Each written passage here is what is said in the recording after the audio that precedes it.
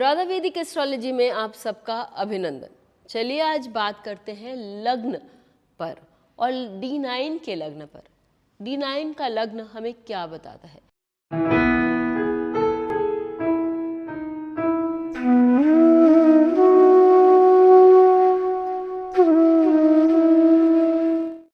लेकिन उससे पहले आप सबका धन्यवाद कि आपने हमारे यूट्यूब और स्पॉटिफाई चैनल्स को लाइक शेयर सब्सक्राइब किया। यही नहीं, आपने अपने सुझाव और अपने कमेंट्स भी लिखे। यदि आपने हमें लाइक शेयर सब्सक्राइब नहीं किया है तो याद से करिए और बेल आइकन भी याद से दबाइए ताकि आपको अपडेट्स मिलते रहें। जब हम लग्न की बात करते हैं तो लग्न से हमें ये मिलता है कि वो आपका शरीर है, वो आपके शरीर को डिफाइन करता है और आपके बारे में बताता है। यदि हमारा शरीर ही स्वस्थ नहीं हुआ तो चाहे जितनी भी हमें सुविधाएं मिल जाएं, जितना भी हमें धन मिल जाए, हम उसका सही उपयोग नहीं कर पाएंगे। उसी प्रकार यदि लग्न और लग्नेश ही स्वस्थ नहीं रहे, वो एफ्लिक्टेड हो, तो व्यक्ति जीवन में जो जो उसको उसके चार्ट में योग होते हैं वो पूरी तरह से उनको अच्छे योग होते हैं यदि, तो वो उनको पूरी तरह से भोग नहीं सकता, उनका सुख प्राप्त नहीं कर सकता और वो शायद पूर्ण रूप से फलीभूत भी न हो। उसी प्रकार जब हम किसी वर्ग कुंडली को लेते हैं तो यदि वर्ग कुंडली का लग्न एफ्लिक्टेड है तो जीवन के उस क्षेत्र में हम कहीं पीछे पड़ जाते हैं या हमें वो सुख नहीं प्राप्त होता जो हमारा वो चार्ट केपेबल है देने के लिए। जब हम D9 की बात करते हैं तो D9 में हम डेफिनेटली देखते हैं अपने स्पाउस के लिए। D9 एक बहुत इम्पॉर्टेंट चार्ट है क्योंकि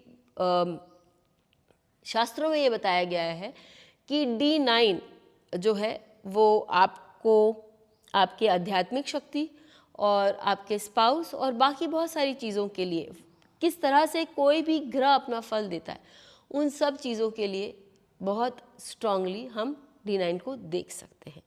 अब आज हम केवल या D9 हम ये भी कहें कि वो व्यक्ति का धर्म किस प्रकार है, धर्म अर्थ काम मोक्ष, ये आराम से हम D9 से देख सकते हैं।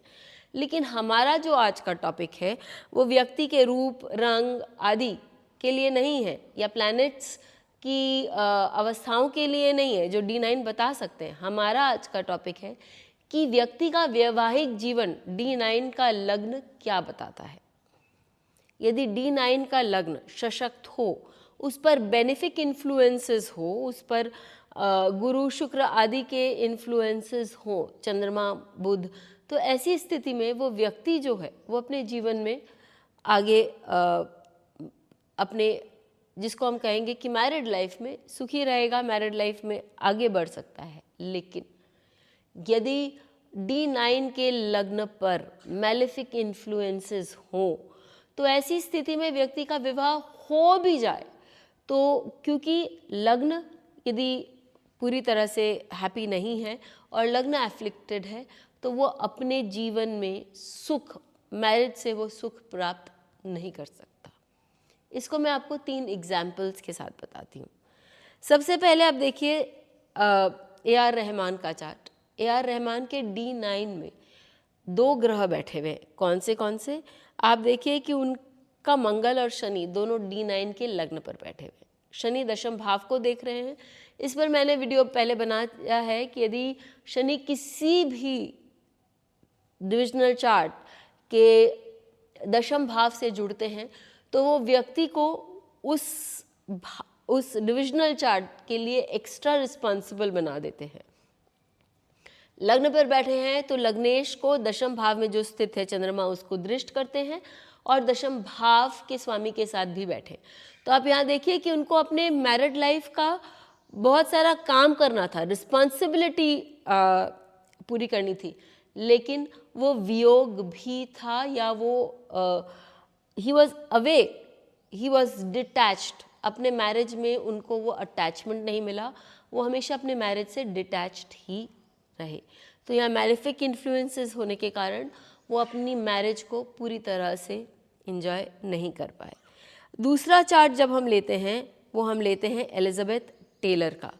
एलिजाबेथ टेलर के चार्ट में आप देखिए कि उनका एलिजाबेथ टेलर बहुत फेमस थी अपने लुक्स के कारण, अपने मूवीज़ के कारण, अपने गहनों के कारण, लेकिन वो सबसे ज़्यादा फेमस हुई अपनी शादियों के कारण।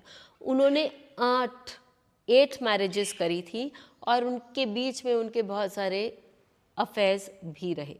तो उनको एक तरह से आप देखेंगे तो वैवाहिक सुख तो था ही नहीं।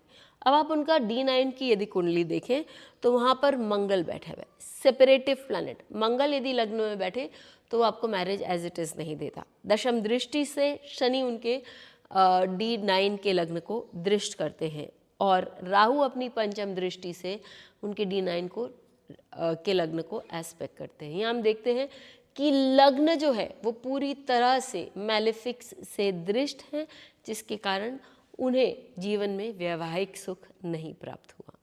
आप भी देखें अपने चार्ट्स में, किसी और के चार्ट्स में, और हमें लिखकर बताएं कि आपने ये सूत्र कैसा पाया। फिर मिलेंगे, तब तक के लिए धन्यवाद।